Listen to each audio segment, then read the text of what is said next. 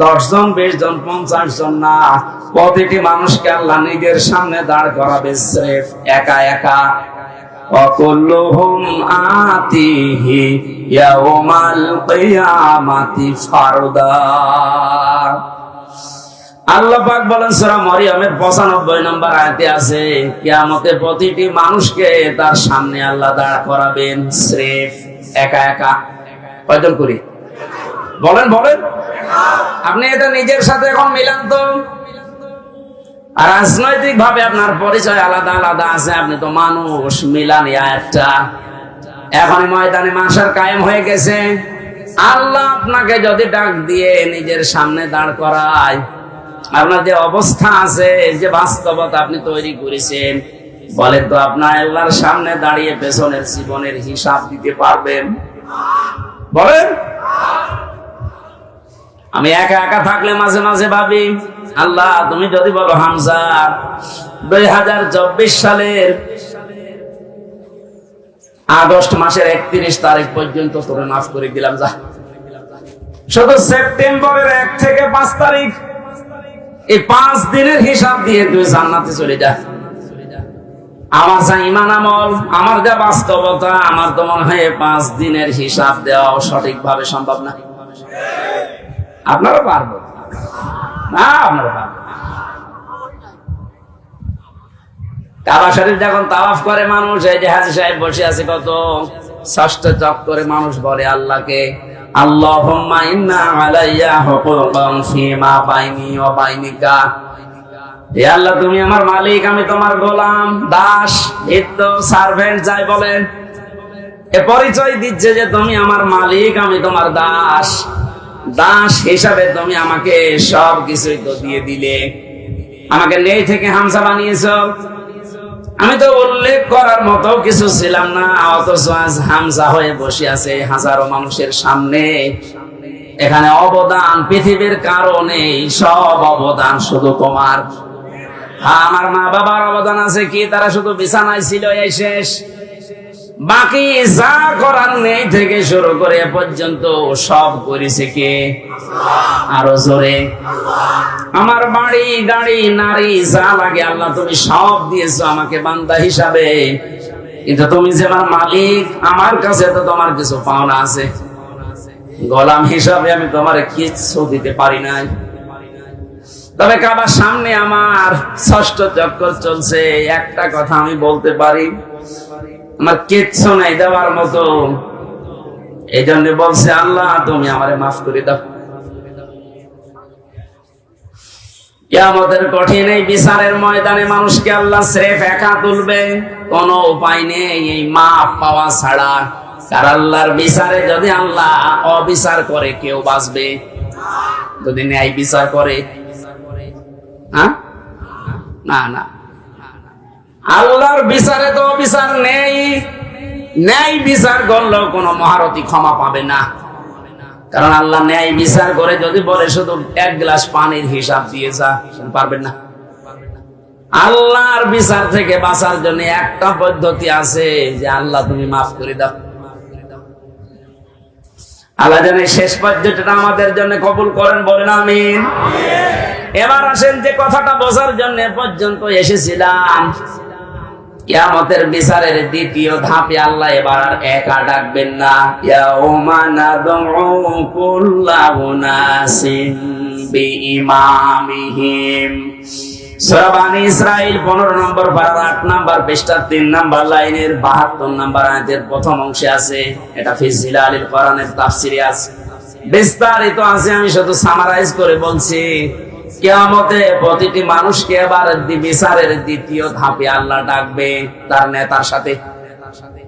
এটা যদি রাজনীতি মনে করে কেউ চলে যান, আপনার কপালে আগুন লাগবে। আল্লাহর কসম, এটা শুধু দুনিয়ার সাথে না, আখিরাতের সাথে রিলেটেড। এই জন্য আমি একটু তুললাম, নয়তো বলতাম না। কিয়ামতের ময়দানে আল্লাহ যখন মানুষকে তুলবে, প্রতিটি মানুষকে এবার দ্বিতীয় সিস্টেমে তুলবে তার নেতার সাথে। কার সাথে? কুমারখালীবাসী আগে নেতা, এরপরে কর্মী।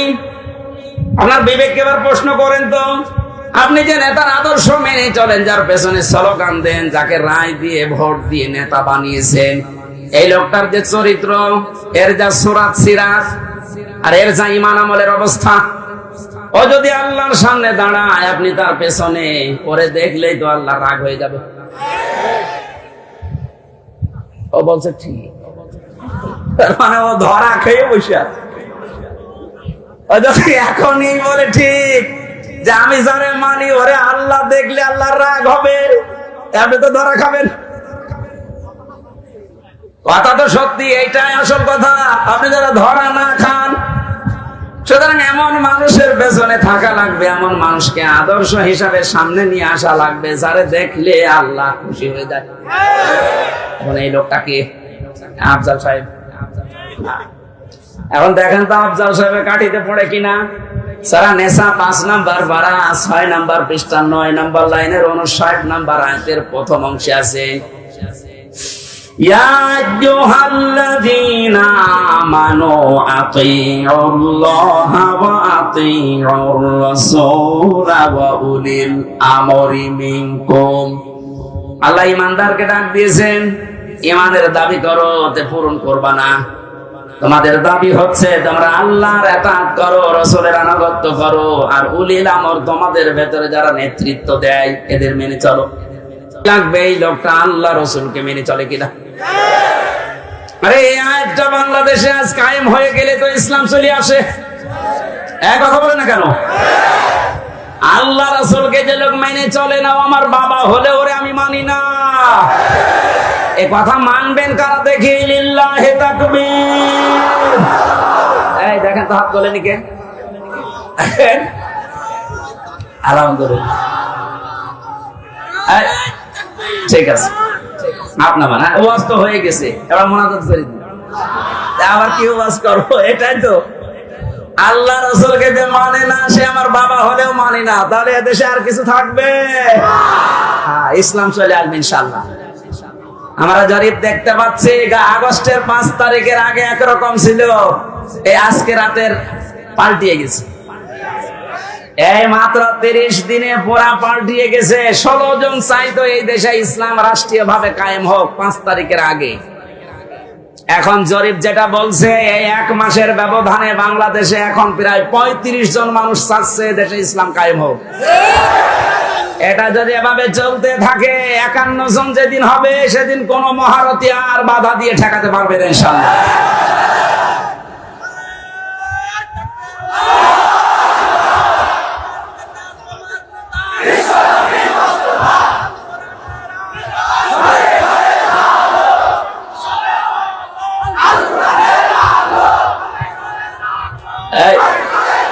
একটু কথা বলতে দেন। কয়েকদিন আগে সিরাজগঞ্জে ছিলাম, একটা আমি দোকানে ঔষধ নেওয়ার জন্য, আমার মুখ বাঁধা ছিল, বসে আছি।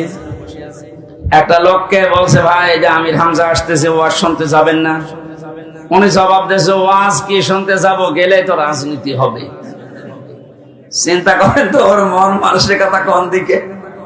আমি কি রাজনৈতিক দলের কোন লিডার? এই বলেন, আমি কি ঘোষণা দিয়েছি যে আমি ভোটে দাঁড়াবো? আপনার এত ভয় কেন? রাজনীতি এটা কোরআনের একটা অংশ।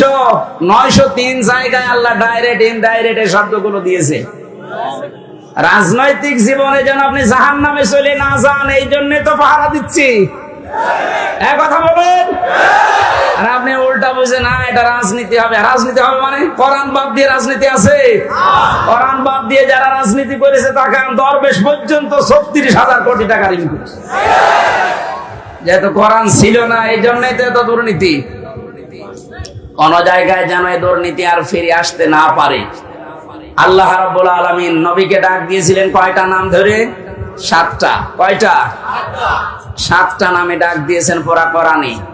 আর 1 নম্বরে হচ্ছে ইয়াসিন।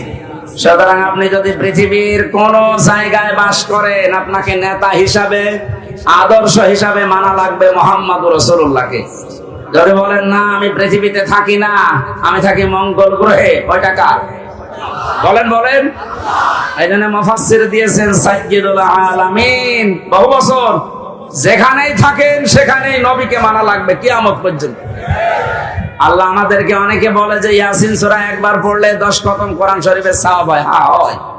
এর ভেতরে যে 83টা শিক্ষা আছে আপনি তো একটাও মানেন না, কিসের সওয়াব হবে আপনার? এর প্রথম শিক্ষা এইটা যে ইয়াসিন আল্লাহর ঘোষণা দেওয়া নেতা। কয়জন নেতা? নেতা বারবার বলছি, মনে রাজনীতি মনে করছেন? এটা যদি রাজনীতি হয় এইটাই রাজনীতি। বলেন বলেন। মুহাম্মদ রাসূলুল্লাহ যতদিন পর্যন্ত খাবারের এই ছড়িকে আবু জেহেলের মাথা থেকে আবু বকরের মাথায় নিয়ে আসতে না পেরেছেন ততদিন তিনি মানুষের মুখে হাসি ফোটাতে পারেননি। খাবার তো একই ছিল, খাবার একই ছিল না, শুধু ঝড়িটা আবু জেহেলের মাথা থেকে নামিয়ে আবু বকরের মাথায় তুলে দিয়েছিলেন, হযরত ওমরের মাথায় তুলে দিয়েছিলেন। সিস্টেম একই ছিল, মানুষও এক, খালি পাল্টিয়েছে ঝড়িটা। ওর জামানায় থাকতে মানুষ না খেয়ে মরেছে, আর হযরতে আবু বকর ওমরের জামানায় এসে মানুষ না খেয়ে মরেছে। আমরা তো এইটাই চাই কোরআন দিয়ে। কথা বলেন না কেন? আল্লাহ ঘৃণিত করে দেন যে মানুষগুলো সীমা ছাড়িয়ে যায়, তাদের বসবাসের জায়গা পর্যন্ত আল্লাহর কাছে ঘৃণিত। এটার বাস্তব প্রমাণ হচ্ছে আবু জেহেলের বাড়ি। কাবা শরীফ তাওয়াফ করার পরে আমি যখন উপরে গেলাম দেখলাম আমার পেটে ব্যথা করছে। পুলিশকে ডাক দিয়ে বললাম, ভাই এতক্ষণ তো ভালো ছিলাম, এখন পেটে ব্যথা করছে মানে? পুলিশ তার আমার ভাষা বোঝে নাই, আমার বলছে ইয়া হাজি আল হুজ্জাত আয়না বিলাদুকা। ও হাজি, দেশ কোথায়? জি তুমি বাংলাদেশ। বাংলাদেশ থেকে এসেছি। ওর ভাষা দিয়ে আমারে বোঝাচ্ছে, ভাই হাজি সাহেব আপনি জানেন না এটা কোন জায়গা? না তো। আবু জেহেলের বাড়ি। আপনি এখনো পায়খানা না করে দাঁড়িয়ে আছেন, তাড়াতাড়ি করেন। সত্যি কথা বলছে, পায়খানা করে দেখি পেটের যে ব্যথা ছিল সব ভালো হয়ে গেছে। আল্লাহ আমাকে জানাতে চেয়েছে, হামজা 4.5 লাখ টাকা খরচ করে আসলে ওই সময় 16 সালে, এখনো পায়খানা না করে দাঁড়িয়ে আছো, তাড়াতাড়ি করো। ওর বাড়ি পর্যন্ত আল্লাহ এত ঘৃণিত, এত নিন্দিত বানিয়েছে। জায়গাটা কিন্তু দামি জায়গা, কাবার পাশে। এমনকি নবীজির বাড়ি ওর বাড়ি থেকে কাবার থেকে আরো দূরে ছিল, কারণ কাবার পাশে আবু জেহেলের বাড়ি, এরপরে নবীর বাড়ি। কাবার পাশে যতগুলো জমি জায়গা, এর দাম বেশি না কম? বলেন। শুধু জালেমের বসবাস হওয়ার কারণে আল্লাহ আন্তর্জাতিক টয়লেট বানিয়ে দিয়েছে। তাম দুনিয়ার মানুষ এই কাজ করে। কি আমি এতক্ষণ কি বলছি? এদেশে যারা জুলুম করেছে তার জায়গা জমি বাড়ি ঘর যত দামি হোক, এটা আল্লাহর কাছে এখন ঘৃণিত।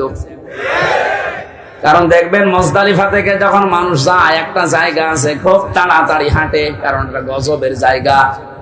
জালেমদের জায়গাগুলো এত বেশি ঘৃণিত, নিন্দিত, এত বেশি অপমানকর হয়ে যায় আল্লাহর কাছে, আল্লাহ ওইটাকে পর্যন্ত আর পছন্দ করে না, ওখানে জালেম থাকতো তাই।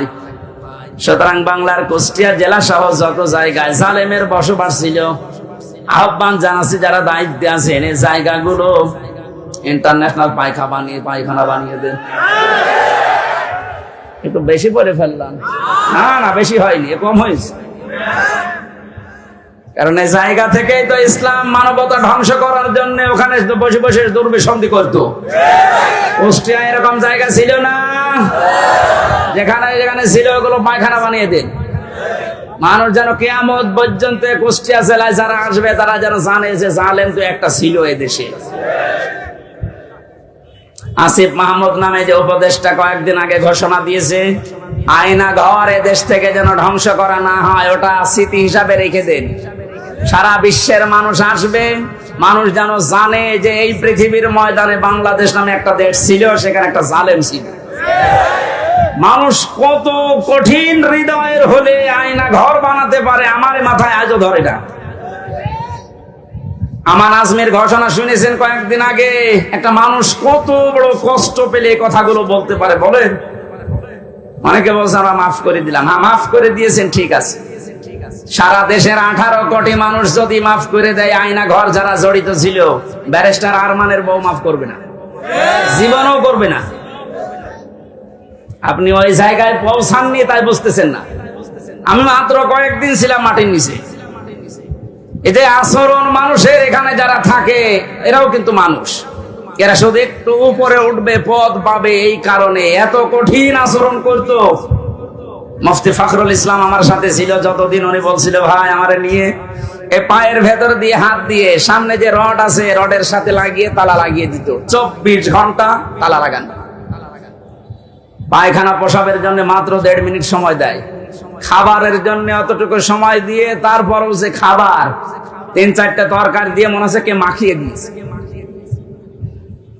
জেলে আমার সাথে পাশাপাশি যখন বেড ছিল আমারে বলতো হামজা, আমার মাঝে মাঝে মনে হতো আল্লাহ ওরা আমাকে যদি মেরে ফেলুক, কিন্তু এটা যদি একটু শুতে দিত। এই যে শুয়ে থাকা, এটা যে কত বড় নিয়ামত আমি ওই 3 মাসে বুঝেছিলাম। একটা দিন আমাকে কাজ হইতে দেয়নি, 24 ঘন্টা ঘুমালে তাড়াতাড়ি আবার ডেকে দেয়। আমার 11 ঘন্টা টাঙিয়ে রেখেছিল, হাতের ভেতরে হ্যান্ডকাপ দিয়ে, তাও পেছনে, পায়ের ভেতরে ডান্ডা বেড়ি লাগিয়ে, কালো কাপড় দিয়ে চোখ বেঁধে, মাজার ভেতরে দড়ি লাগিয়ে টাঙিয়ে রেখেছে 11 ঘন্টা। অথচ বিষয় আমি কিচ্ছু জানি না। একটু যদি পা মারতে ঠেকে যায়, উপর থেকে 4তলা 5তলা থেকে ক্যামেরা দেওয়া আছে, গরম দেয়, একবারে ঘুম ভেঙে। এই দুপুর 2টায় নিয়ে গেছে, একবারে রাত 11টায় নিয়ে এসেছে। বলেন তো একটা মানুষ এভাবে টিকে থাকতে পারে? আমার নামাজ পড়তে দেয়নি, জোহর আসর মাগরিব এশা সব নামাজ আমি ইশারায় পড়েছিলাম। ও কখন সময় হচ্ছে কখন সময় হয় না আমি তো কিছু জানি না, কারণ মাটির নিচে। কঠিন পরিস্থিতি তৈরি করে এখন অনেকে বলছে হ্যাঁ কি করেছে যে ওর পালিয়ে যাওয়া লাগলো, কি করেছে মানে টের পাচ্ছেন কি করেছে? চলেন আপনারা 10 দিন একটু রাখি, কি করেছে আপনাকে দেখাবো।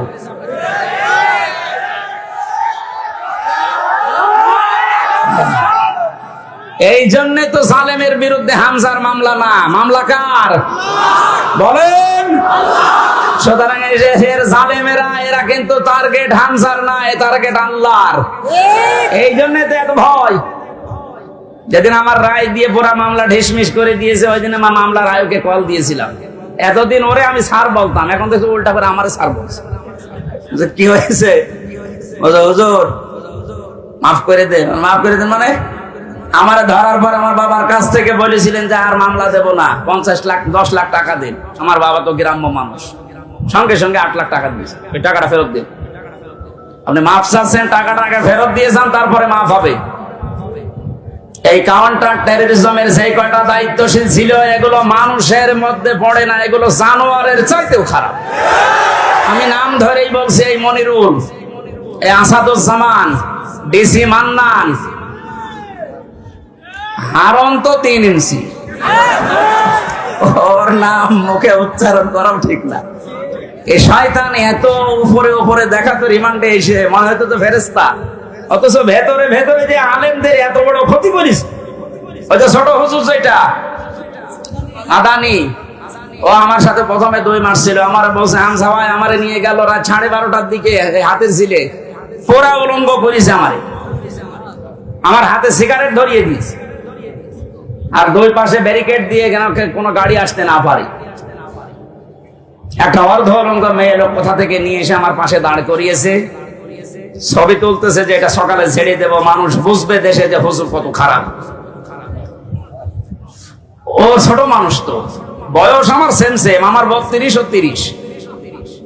ওই সময় হাও মাও করে কাঁদছিল ওই ফাঁসির কন্টেম সেলের ভেতরে। আমার বলছে হামজা আমি তো একেবারে অসহায়, যে কেউ নেই। বললাম এক এসআই কে ডেকে, ভাই আপনারা যা করছেন এটাকে হারুন স্যার জানে না মানে উনি তো করছে। আচ্ছা, মজলুম অবস্থার দোয়া কবুল হয় আমার বিশ্বাস আছে। মন থেকে বড় দোয়া করলাম, আমার যা যা ওরা দেখেছে, আল্লাহ আমার সাথে যারা জড়িত এদেরকে তুমি ওইভাবে অপমান করি। আল্লাহ করায়নি। হারুনের রাস্তায় বের হওয়ার আর সম্ভাবনা আছে? ওর নাম এখন মানুষ হারুন ভুলে গেছে, ওর নাম এখন 3 ইঞ্চি। মহিলারা পর্যন্ত জিকির করছে 3 ইঞ্চি 3 ইঞ্চি। কত অপমান করবে আল্লাহ বলে। সেদিন কুষ্টিয়ার জেলা আমির অধ্যাপক আবুল হাশেম সাহেব একটা আয়াতের ব্যাখ্যা করছিলেন আলেমদের সমাবেশ। অনেক জালেমরা মনে করেছিল জিয়ারে ছিলাম, এমন হয় আল্লাহ আমাদের ভালোবেসেই দিয়েছে। আমার কুষ্টিয়ার সদর থানায় যেদিন 11 সালে প্রথম গ্রেপ্তার করে, আমি সুদের বিরুদ্ধে বলেছিলাম এই আমার অপরাধ ছিল। আমার শিবির করে, শিবিরের ক্যাডার রক্কাইটি বেড়ায় আন্দাজে। এগুলো নিয়ে যখন নিয়ে গেল, আমারে বলছে ওসি সাহেব, ওই সময় আসাদুজ্জামান নামে এক ওসি ছিল, গোপালগঞ্জে বাড়ি। আমারে বলছে হুজুর কুলিল্লাহুম্মা মালিকাল মুলকি তুতিল মুলকা মান তাশা, এই আয়াতের অর্থ বলেন তো। বললাম আল্লাহ যারে চায় তারে ক্ষমতা